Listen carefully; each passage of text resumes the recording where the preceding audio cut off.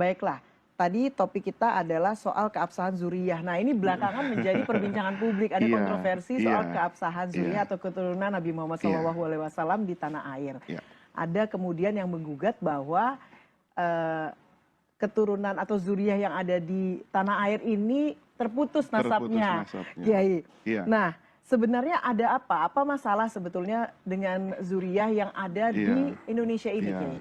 Jadi kalau kita membahas tentang zuriyah Nabi, itu yang pertama harus kita yakini dulu Mbak Eva ya, bahwa zuriyah Rasulullah Shallallahu Alaihi Wasallam itu memiliki kedudukan yang istimewa di hati setiap orang yang beriman. Nah, menurut ulama ahli sunnah wal jamaah, anak Sayyidah Fatimah ini, Sayyidina Hasan dan Husain, itu disamakan dengan anak seandainya lahir dari putra Nabi yang laki.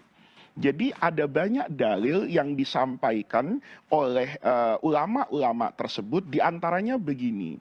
Kita mengenal betul ada yang disebut dalam Islam itu ahlul kisah, orang yang diselimuti oleh Rasulullah. Jadi ketika turun firman Allah, innama yuridullahu liyudhiba ankumur rijsa ahlal bait, Allah itu menghendaki untuk menghilangkan segala keburukan dan dosa dari keluarga Rasulullah. Ayat itu diturunkan oleh Allah kepada Rasulullah, maka Nabi memanggil. Nih, memanggil Sayyidina Ali, memanggil Sayyidatuna Fatimah, dan memanggil dua cucu terkasihnya, itu diselimuti oleh Rasulullah. Dan di situ Rasulullah mengatakan bahwa mereka lah ahlu baiti saya. Oleh karena itu nanti ya para pemirsa, pengertian ahlul bait itu ada pengertian am, ada pengertian khas. Ada yang bersifat umum, ada yang bersifat khusus.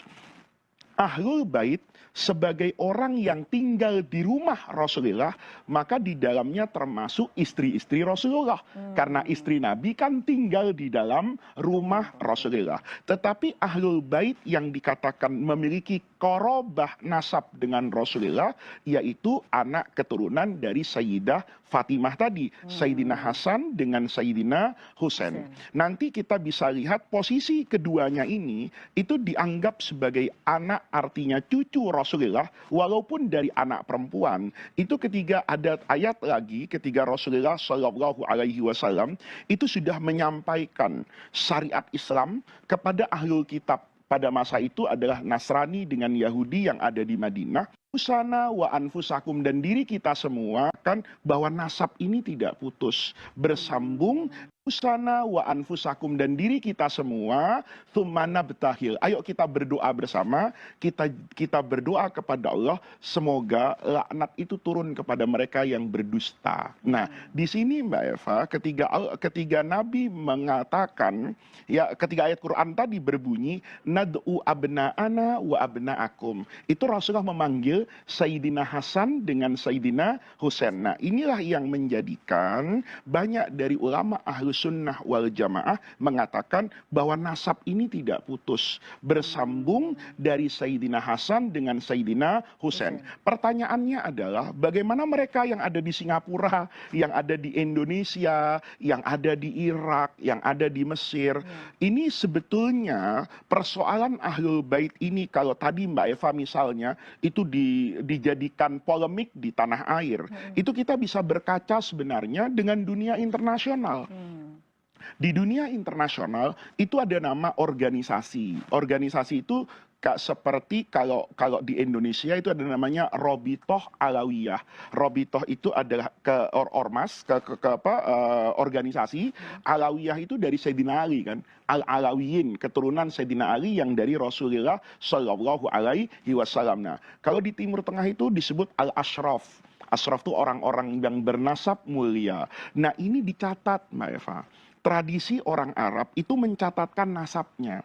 Beda dengan kita. Kita ini tidak peduli nasab hanya kecuali sebatas bapak kan. Karena itu ditanya ketika kita masuk SD, nama bapaknya siapa? Tidak menjadi tradisi kita untuk mencatatkan nasab kita. Nah, oleh karena itu, kenapa nasab mereka itu kemudian menyatakan bahwa saya adalah keluarga Nabi karena mereka punya catatan nasab ini. Yang nanti nasab ini bisa bersambung kepada Sayyidina Husain dan bisa bersambung kepada Sayyidina Hasan, menyatu kepada Ibunda Fatimah yang menikah dengan Sayyidina Ali, dan Sayyidah Fatimah itu anak keturunan Rasulullah. Jadi di situ ada catatannya. Nah, adapun nanti polemik apakah ini nasab itu sampai kepada Nabi atau tidak seperti yang ada hari ini. Kalau saya membacanya secara sederhana Mbak Eva, saya lahir dari tradisi pesantren.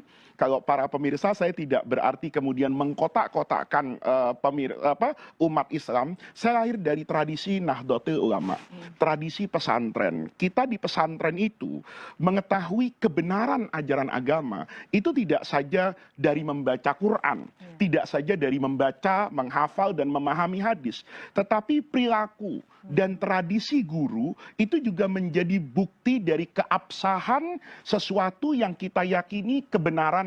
Maka kita dulu di pesantren itu melakukan apapun itu mencontoh guru, Mbak Eva.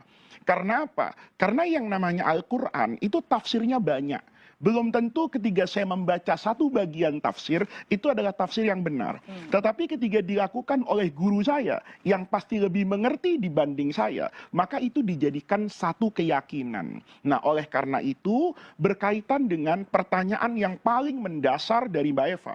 Apakah nasab ini sah, benar, ya bisa dipertanggungjawabkan? Saya hanya melihat dari pengalaman saya berinteraksi dengan begitu banyak orang yang tidak saya ragukan kapabilitas keilmuannya dan integritas keagamaannya. Di Indonesia misalnya, hampir semua kiai besar, pemangku pesantren di Nahdlatul Ulama itu menaruh penghormatan kepada yang sering kita sebut habaib ini. Itu kita hormati tanpa kita juga menutup mata. Ada perilaku 1-2 orang. Ini kan kalau kita lihat perilaku yang namanya orang nakal itu di mana-mana kan ada, Mbak Eva. Masih ada ya, Kiai ya. Ada satu ajaran yang salah, ya, maka kita harus tahu betul nggak itu salah.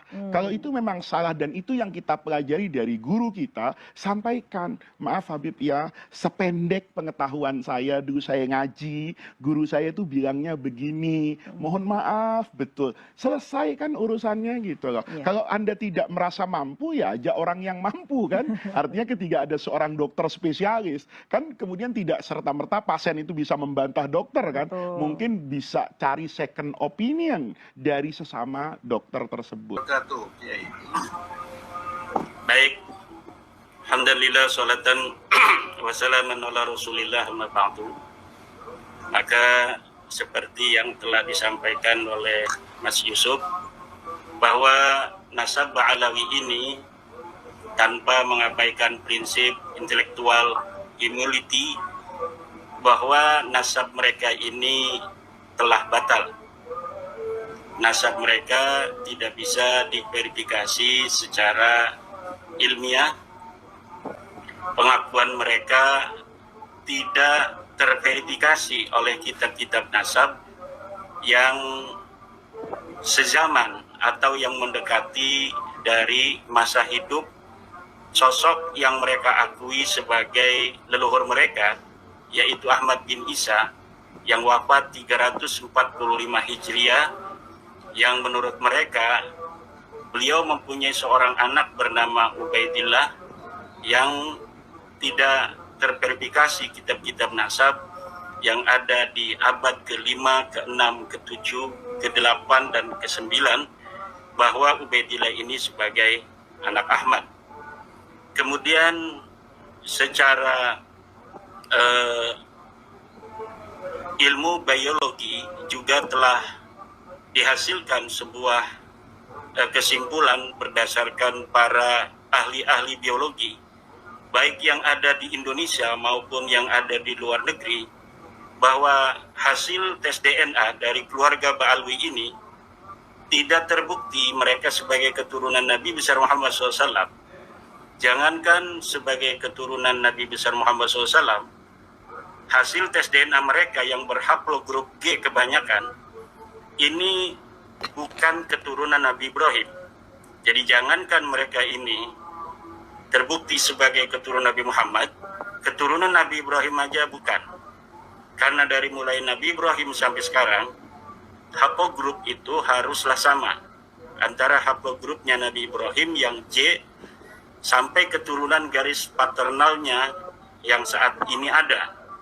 Harus J semua. Sementara keluarga-keluarga Ismaili dan keluarga-keluarga Israeli yang sekarang ini ada di dunia, itu telah terverifikasi garis lurus mereka ini semuanya J1, J, haplogrupnya J, tetapi Ba'alawi yang mengaku sebagai sama keturunan dari Nabi Ismail, yang kemudian di tengah ada di situ keluarga Sayyidina Ali yang merupakan menantu daripada Rasulullah Muhammad SAW, hasil haplogrupnya adalah G. Maka berdasarkan dua kesimpulan, yang pertama kesimpulan tesis, tidak ditemukannya data-data dokumen-dokumen dari keluarga Ba'alwi sebagai keturunan daripada Ahmad bin Isa, dan juga data-data kesimpulan yang konklusif dari ilmu biologi yang menyatakan bahwa mereka ini bukanlah keturunan Nabi Muhammad, dalam hal ini adalah keturunan Sayyidina Ali, karena Nabi Muhammad itu terpotong oleh Sayyidatuna Fatimah yang perempuan, tetapi Allah mentakdirkan bahwa Nabi Muhammad mempunyai menantu yang sepupu beliau, sehingga haplogrupnya antara Nabi Muhammad dan menantunya yaitu Sayyidina Ali sama, yaitu sama-sama keturunan daripada Abdul Muthalib, yang garis lurus ke atasnya adalah keturunan dari Nabi Ibrahim. Jadi yang hari ini mengaku sebagai keturunan daripada Nabi Muhammad SAW garis laki dari Sayyidina Hasan maupun Sayyidina Husain, ini harus mempunyai haplogrup yang sama dengan Nabi Ibrahim, dengan Sayyidina Husain, dengan Sayyidina Ali gitu.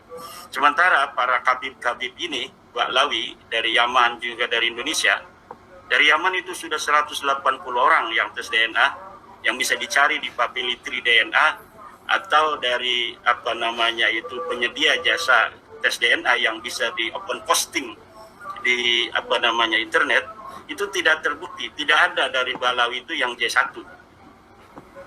Kemudian kalaulah pengakuan seorang yang miskin aja di rumah sakit memerlukan dokumen-dokumen, seorang yang mengaku miskin di rumah sakit itu harus ada akte kelahiran, harus ada kakak, harus ada tanda tangan RT, tanda tangan RW.